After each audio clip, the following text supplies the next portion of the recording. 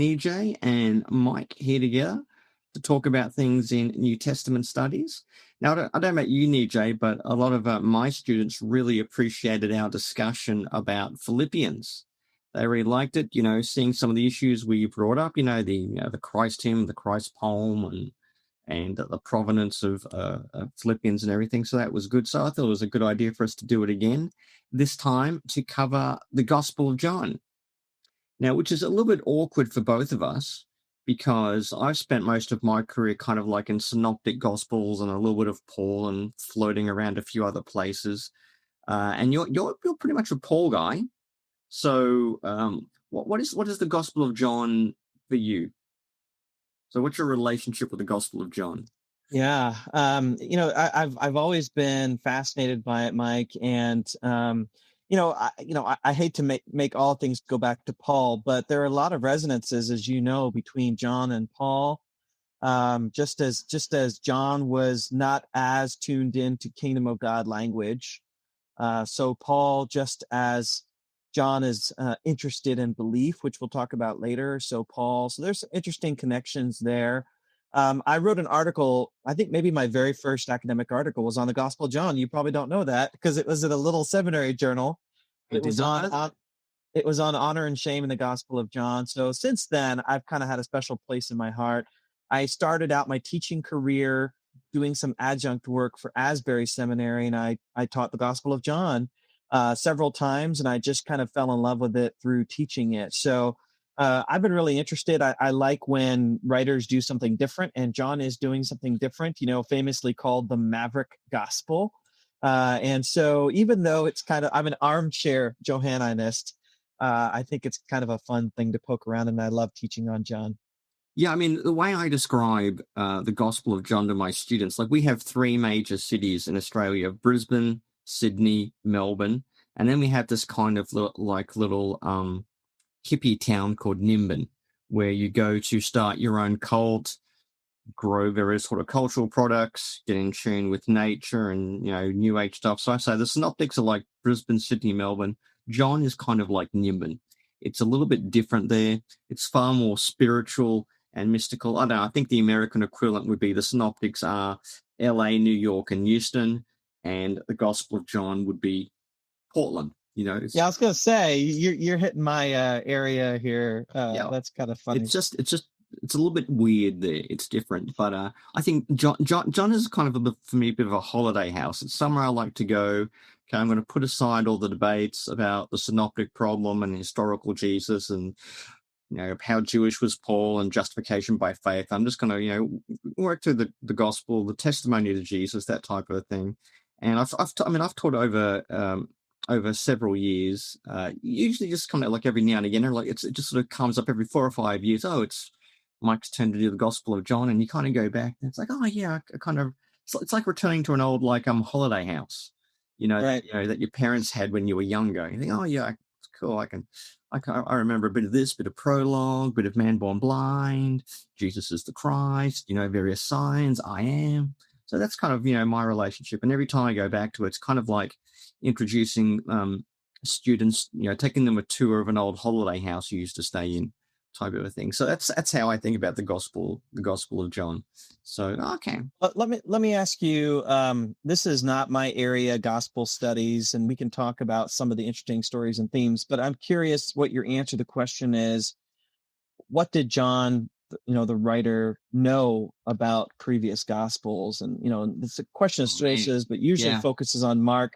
There's so many views. What's your take on kind of John and Mark and John and the synoptic tradition? Oh yeah, that is a big one. There's some people who think that John kind of really, really knows Mark quite well, and possibly Luke, and who knows, maybe even parts of Matthew. And then others who think, well, John's completely independent.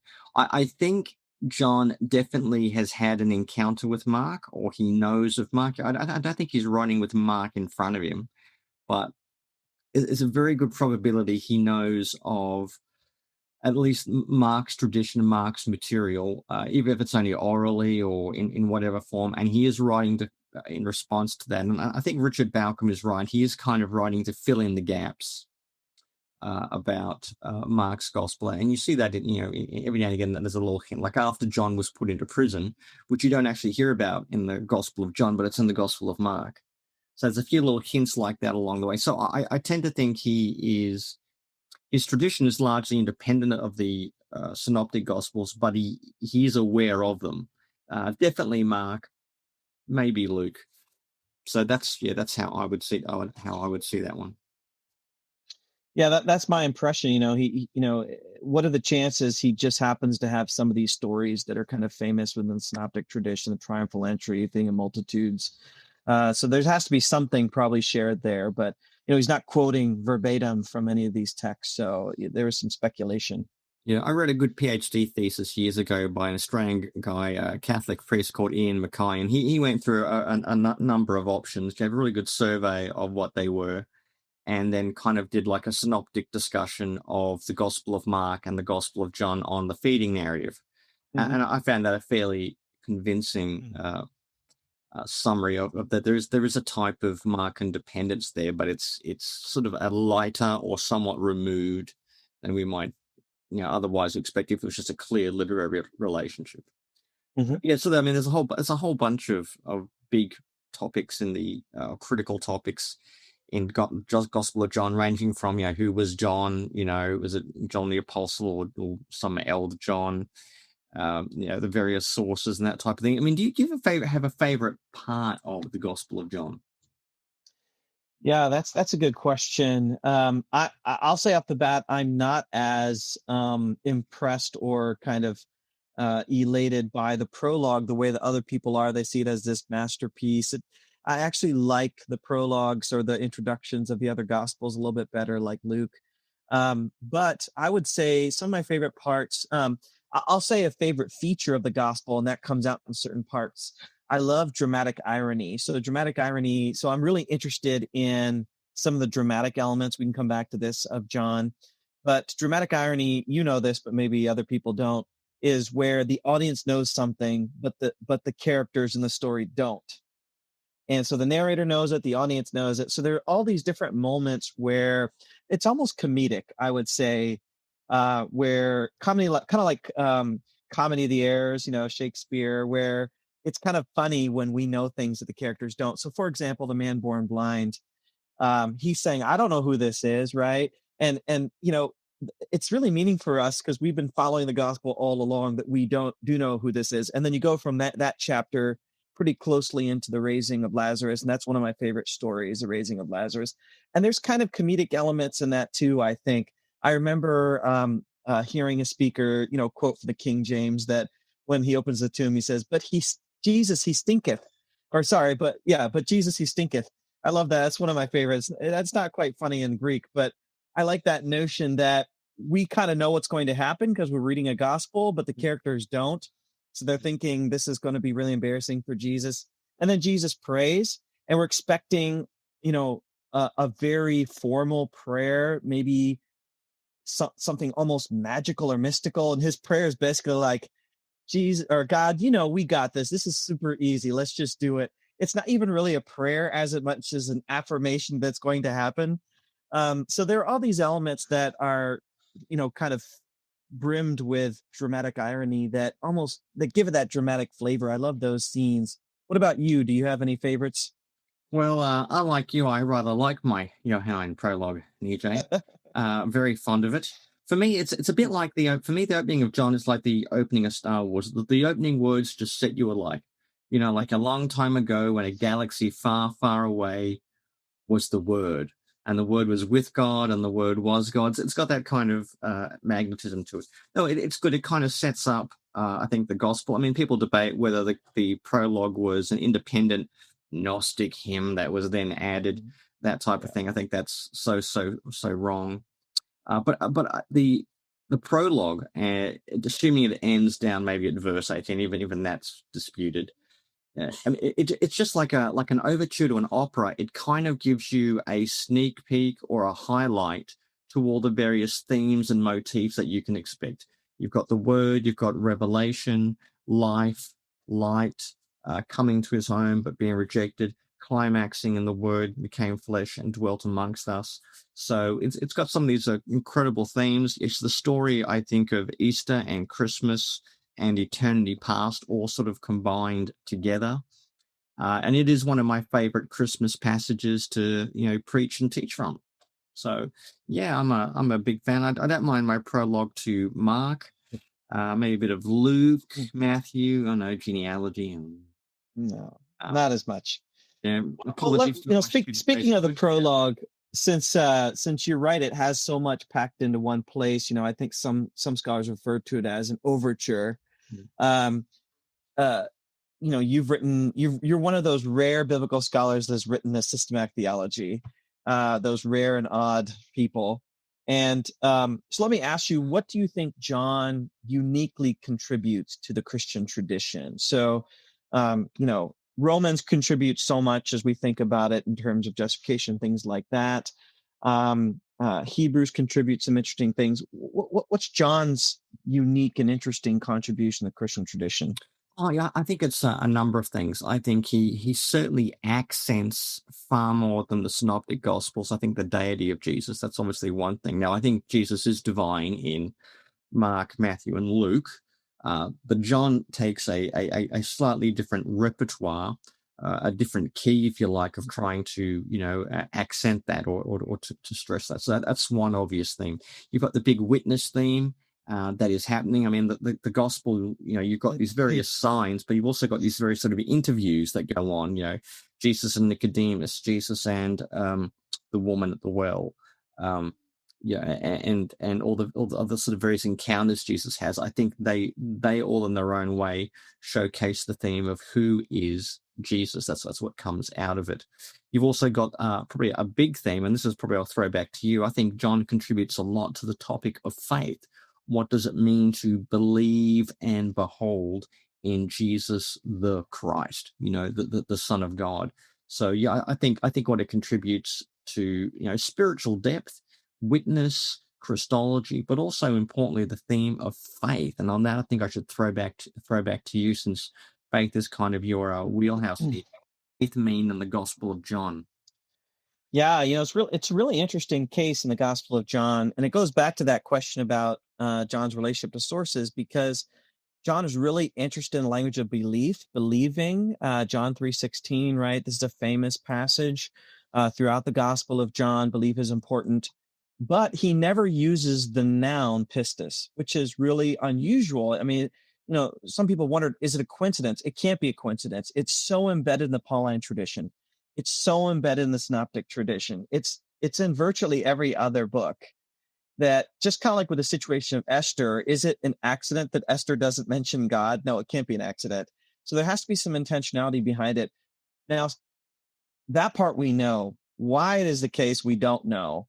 But there are a couple of answers. One answer is, I think Teresa Morgan has said that John is purposely mimicking pisteuo language for the Septuagint, which is the Greek translation of the Old Testament.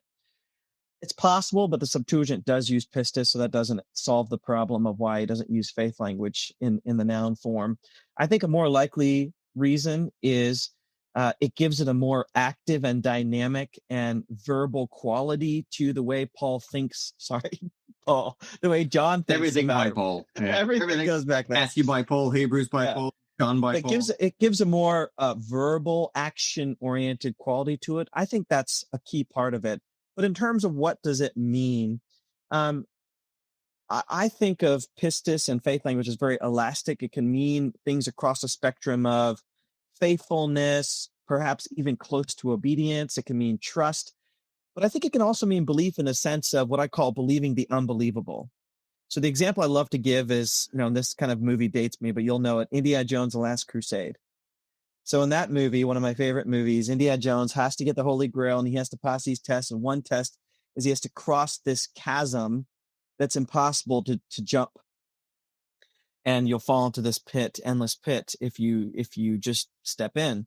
But he has this guidebook that tells him there is an invisible walkway. So he has to take what's called the leap of faith. And he does, and he realizes there's actually a bridge camouflaged. Sorry to spoil it for you who haven't seen it, but I think John thinks in many of the same ways about belief as coming to a whole different way of looking at not only Jesus but all of reality through the cross and resurrection of this one person. And so I think belief language for him moves more into the area of epistemology than it does in the other gospels. I think he really that's why you have such stark themes in John of light and darkness, belief and disbelief, because it really has to do with wrapping our minds around something that doesn't fit into our normal way of looking at reality. Okay. Well, if I'm hearing you right, NJ, you could sum up the Gospel of John with two artists. So it's ironic like Alanis Morissette, and it's a book of faith like George Michael. You got to have faith. Yeah, that's true. Or maybe MC Hammer. You got to pray just to make it today. I don't know. Well, yeah, you throw that one in too. You got the high priestly prayer in John 17. Yeah, that makes sense. Of course, these musical references will probably be absolutely meaningless to anyone born after 1995. I guess we're both showing our ages, generation. But they're old school, which is coming back. They're classic. Like they're classic. Stranger Things, with the throwbacks. Yeah. But one of the examples I love about how John tries to get the reader to think differently about values, about the upside down kingdom, would be the language of lifting up in the Gospel of John. So hupsao, lifting up, is a visual image of putting something up, and it's also language of exaltation, of positioning someone in a place of glory and honor. And yet throughout the Gospel, John talks about lifting up Jesus on the cross. And so this is, again, that irony where on the one hand, lifting up should have the connotations of exaltation and glory. But when it's being lifted up on the cross, the world sees this as degradation and shame. And yet the ideal reader is meant to think to themselves, okay, I have to screen out what other people are thinking and saying and recognize as the Lord of glory. And I don't remember which scholars say this, but there are a number of scholars that say John doesn't narrate an ascension because he wants the positioning of Jesus up high on a cross to be that emblem of Jesus's glorification and not him rising up to heaven and as a way of kind of overcoming the cross. I think that's pretty powerful. When it says he gives up his spirit, you might know this, it actually says he gives over his spirit. Paradidomi, which is interesting because that's almost like passing on that same cruciform ministry to his disciples. So I find that really evocative of this interest in John of changing the way people think about power. Yeah, I think that's exactly right. Certainly the sort of I'll say collapsing, but the telescoping, the glorification of Jesus into his, I think, cross and part of his ministry as well, I think is a very key Johannine distinctive that's going on there. I was going to say other things I found in John I find interesting is, I mean, the sort of the teachings of Jesus in some ways stand out a little bit. I mean, we don't often think of John as being the big teaching gospel, but he does teach a lot about faith, about works. And of course, you've got the famous new commandment, a new commandment I give you, love one another. By this, all men will know that you are my disciples if you love one another. Now, that's a very famous verse, this is the ethics for the new covenant that Jesus' death is bringing in. And I remember reading a quote from, who was it? From Francis Schaeffer, which I got via Timothy George, but Francis Schaeffer, he says, those words, by this all men will know you are my disciple, if you love one another. Francis Schaeffer said something quite shocking. He said, Jesus gives the world the right to determine whether you or I are Christians based on our observable love for one another. So the world gets to determine whether we're Christians, whether the way we treat other Christians. It's the condition, if you love this, then all people will know you are my disciples. And if you are not loving, then technically they can determine, well, that's not a true disciple, which is quite a very shocking way. The world gets to stand in judgment of the way Christians treat each other and determine whether their faith and their mode of discipleship is actually authentic or not. I mean, that's a very profound statement. Now, if you think about it, so I think there's several statements in the Gospel of John like that, which I find very challenging and really a cause for reflection. I guess for me, the only other passage, this is one of my favorite parts of the Gospel of John, is chapter 5, where I think John gives one of the best definitions of faith. I tell you the truth, whoever hears my word and believes him who sent me has eternal life and will not be condemned. He has crossed over from death to life, which is also combined with an element of sort of a kind of judgment by works you get in there as well.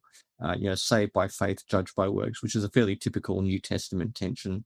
So, I mean, there's several parts of the Gospel of John which I just have, etched into my mind, and and something happens, and I always think about them. Or if someone asks me to, I can do a devotional or a sermon on one particular text, these are the sort of things I would normally go to. I mean, if you were asked to speak on one text or one passage from John's Gospel, whether it's for a class or a sermon, do you have a favorite one in mind? Well, I do love the high priestly prayer of Jesus, John 17. And actually, once upon a time, I considered doing my dissertation on John 17 because I've been fascinated by that passage. I actually applied to study with Richard Bauckham for my PhD, and I was going to do John 17, but he had just retired. Or he was going to have one more year and then retire. So it didn't work out, but that's always been on my heart.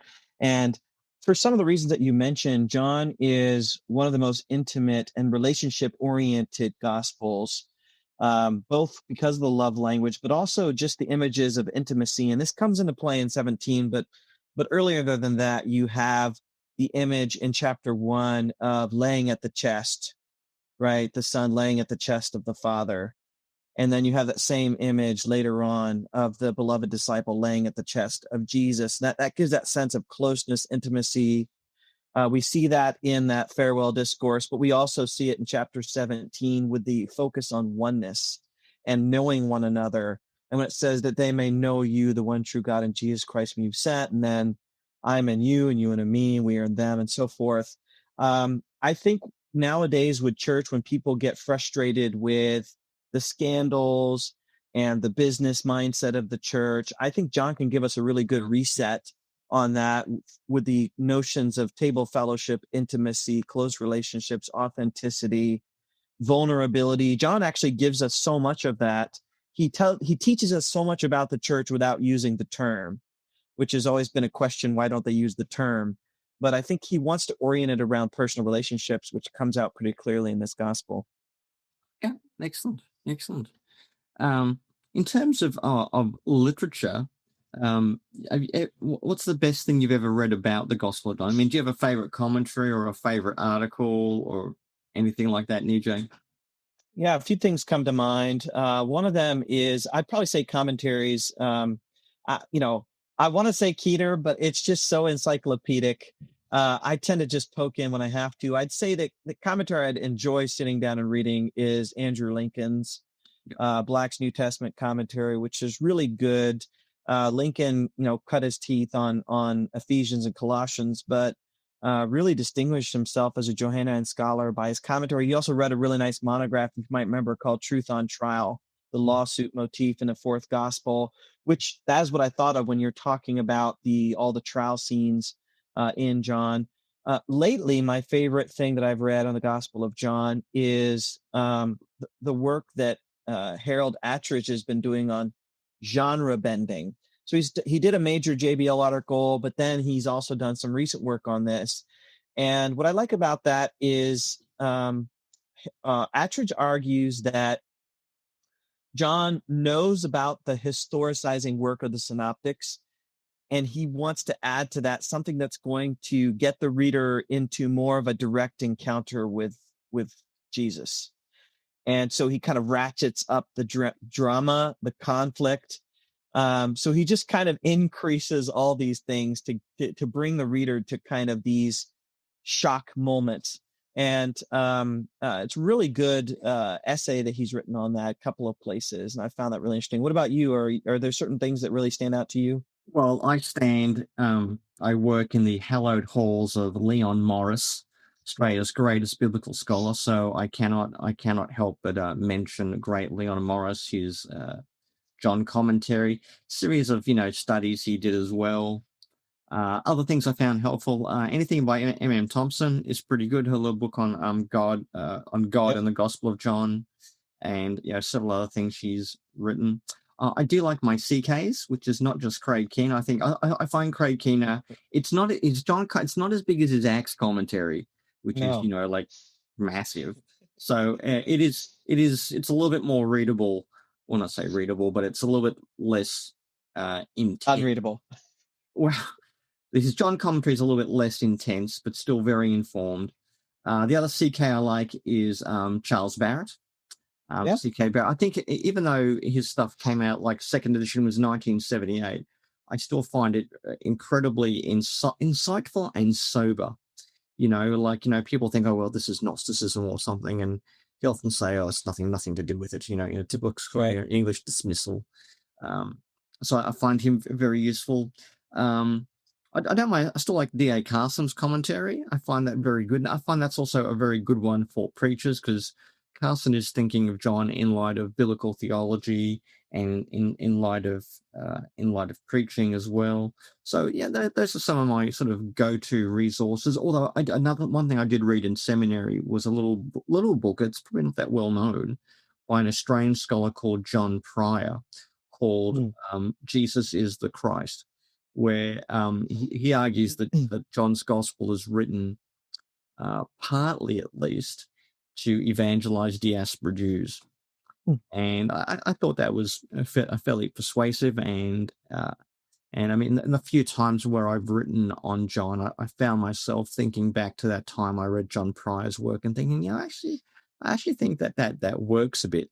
He's trying to show that Jesus is the Messiah and fulfills many of the things that Hellenistic Judaism values, whether that's God's word or wisdom, truth, testimony to God. So that's some of the things that I've read over the years, but stayed with me. When I teach a course on it, I usually just tell people to go find, here's about a half a dozen commentaries, go read one. But probably the book I tend to assign as a textbook is Craig Kester's, which is another CK. Another Craig. Craig Keener, Craig Kester, Charles. No, it's not CK. It's Charles Barrett. Well, I'm going. I think it's Charles Kingsley Barrett. Charles Kingsley. It's a CK of a kind. It's a CK of a kind. CK is a middle name. Yeah. So Kester's really good. Are you talking about symbolism? His symbolism book? Oh no, he's got a textbook called The Word of Life. Oh, that one, the little one. Yeah. That one's an excellent one. So that's the one I tend to assign to students. I think he gives a good summary of the major themes, and I love all of Craig Kester stuff. His stuff on Hebrews and Revelation, I think, is brilliant. Right. Part of me wishes he'd do. I don't know if he's going to do a replacement volume for the Raymond Brown and the Anchor Bible series, but that would be a terrific read. Although it's hard to replace Brown. It's right. You don't replace Brown. It's a bit of a classic. It's probably one of the better volumes of the Anchor series. So that's some of my favorite stuff from the Gospel of John. Is there a method? I know that there's so many tools you can use to study the Gospels. There's narrative stuff, there's rhetorical stuff, there's historical, critical, and all kinds of stuff. Are there methods for the Gospels that you gravitate towards? What's that this is all the rage, so I'm curious what your approach is. Yeah, I mean, on the historical side, I like the historical questions like who was John, and how does John's gospel end? Is chapter 21 an epilogue that was added? Because I think there is a little bit of a complexity with the ending of John's gospel, and a guy called Armin Baum, very good German scholar, he wrote a really good essay about the ending of John's gospel, and I think that was edited in a book called Early Christian History, edited with Jason Master. That's probably one of the best things that helps me both understand. I was persuaded by his thesis about the ending of John's gospel. So I find there's some good historical riddles going on. But when I get to John, I don't want to do all that historical critical stuff. I mean, I just feel like, that's kind of dull. I mean, if you're doing that, it's boring. I mean, there's a place for it, but that's something you read on the side. So I prefer something more of the narrative, looking at the tensions, definitely the irony. Getting the Alanis Morissette on isn't ironic, particularly when Caiaphas says how one man must die for the nation. That's true, but not for the reasons that he thinks it is. So, I mean, there's all sorts of stuff like that, getting into the nature of faith, some of the more challenging words, and simply teasing out the story, enjoying the story, and trying to savor in the spiritual landscape and the theological depth. That's what I think that the Gospel of John is for. That's how I think it should be read. Yeah, I like every Christmas, my family watches the Harry Potter movies. And so we've seen them a lot, and we know all the stories, we know the events. So we always try to find something new when we watch it, like something we didn't catch before, some foreshadowing, some connection. And I encourage that with the Gospels. We're so familiar as Christians with the stories and, how they're going to unfold. And I remember I don't know if you remember Stephen Barton, he was my doctoral supervisor. But Stephen, I remember sitting on one of his undergraduate courses, and he said to the students, read the Bible in such a way that it will surprise you. And I love that as a posture for reading the Gospels. Read them in such a way that they're going to surprise you. How can something surprise you that you've already read? But there's certain mentalities that we're in where we're kind of just enjoying the details, where we're enjoying the little things, and we're appreciating things like foreshadowing and flashbacks and narrative asides. And we're kind of appreciating the artistic quality that goes into the storytelling, and that enhances the reading. And I think that there's a lot to enjoy in the Gospel of John. Do you ever watch the Gospel of John movie? There's so many. I don't know which one. There's a bunch. I think there's only one. I mean, there's lots of Jesus movies, but they made the Gospel of John a movie. Using the Good News Bible. It's got the actor from Lost playing Jesus. Yes, I have seen that one. So Yes. what I tend to do when we teach, we because it's on YouTube, we go into YouTube, we watch the scene or the passage we're going to exegete in the sort of dramatic, and then we kind of do so our Bible reading, if you like, is usually just a scene from the Gospel of John movie. And then we sort of delve into it. And it's good because you get to interpret both the text, but then you can also interpret a little bit like, did you notice how, that person was, the woman at the well was portrayed in the movie, despite the fact she had a really weird American accent. But if you can get beyond that, it's not too bad. So yeah, okay, that's good. That's good. Yeah. Well, Nietzsche, final thoughts on the Gospel of John? I think that my final thought would be about Christology, because I'm interested in your take on this. So the way I explain this to my students, and I just completely made this up, so you can tell me if I'm completely off. But in terms of Christology, you talked about divine Christology for sure, but then a very human Christology, and has that square with the synoptics. You have a Jesus who says, "I'm thirsty," and you have a Jesus who's tired. So what I like to I like to say to my students, imagine I'm doing this on my screen here. Imagine, the real, the Jesus of history says a lot of things along a kind of algorithm. And so he's saying things that are kind of like, why do you call me good? No one is good but God. But then he says these things like, I and the Father are one, and like this. And what John does, if the synoptics narrate the whole algorithm, what John does is says, what if we just look at the peaks?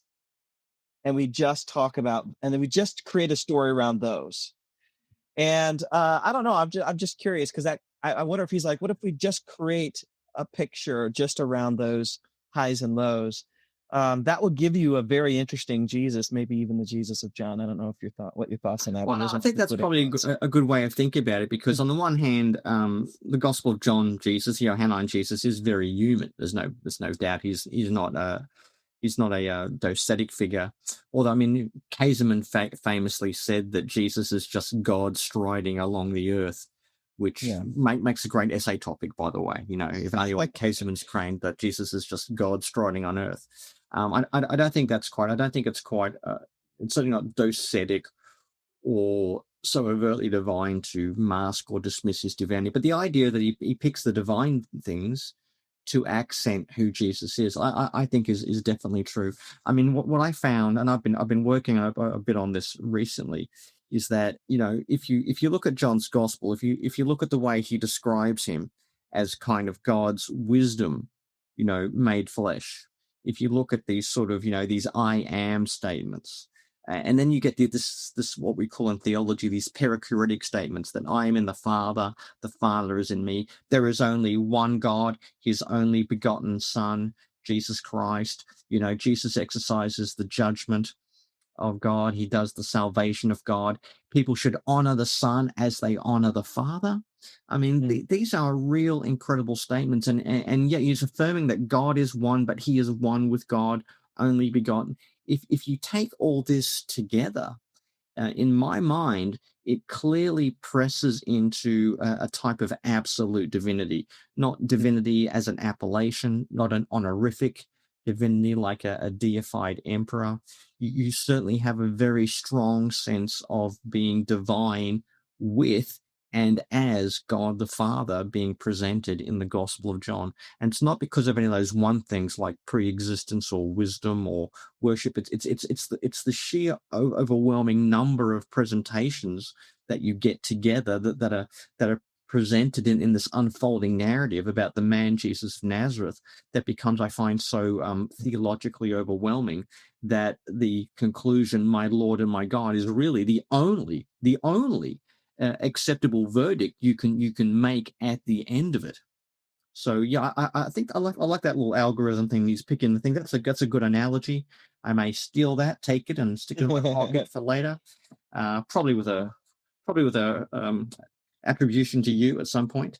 So well, it's interesting on the human side. I don't know if you've ever used this illustration, but I think it's hilarious. So, you know, you have Jesus, you know, eating with Peter at the end on the beach, right? And I like to use the illustration with my students where if you compare that to Tobit, so you have this Jewish legend of this, you know, faithful Jew, Tobit, and he sends his son on this trip, and his son is accompanied unaware by an angel, right? And throughout the whole story, he doesn't know this angel's been accompanying him. And then at the end of the story, when all the story is over, the angel kind of does the mask unveiling and says, "Ha, I was an angel the whole time." And it's funny, the angel in the story goes out of his way to explain, hey, you know, all those times where I was eating, I wasn't actually eating. I'm an angel. It was so funny. Tobit has to point out that for him to be an angel, he can't need food. And so when it comes to the humanist of Jesus and John, it's interesting, these moments that we kind of take for granted, I think they probably are, at least on some level, testifying to the fact that the risen Jesus is still human. He may be more than human, but he's no less than human. Yeah. And that's probably a good point to end our discussion on, EJ. All right. Thanks, Mike. Well, EJ, always a pleasure to hang out with you, man. And I'm sure our students or whoever watches this will really, really enjoy. We'll have to get together maybe some other time. Hope you guys aren't too deep in the COVID crisis. We're doing all right. We actually had fires here. I don't know if you saw it on the news, but we had massive forest fires. So we couldn't go outside for like a week. So we just got out for the first time a couple days ago. So we're very happy with that. Okay, plague and brimstone. Okay, terrific, terrific. Oh man, well we're about to come into spring, so bushfire season will be arcing up. We're in deep lockdown at the moment in Melbourne, but we will survive because we have all this life to live and we have all this love to give. That's right. We'll survive, and God is with us too. So okay, we'll end our discussion there. Hopefully for another time, EJ. Blessings, Mike. Bye.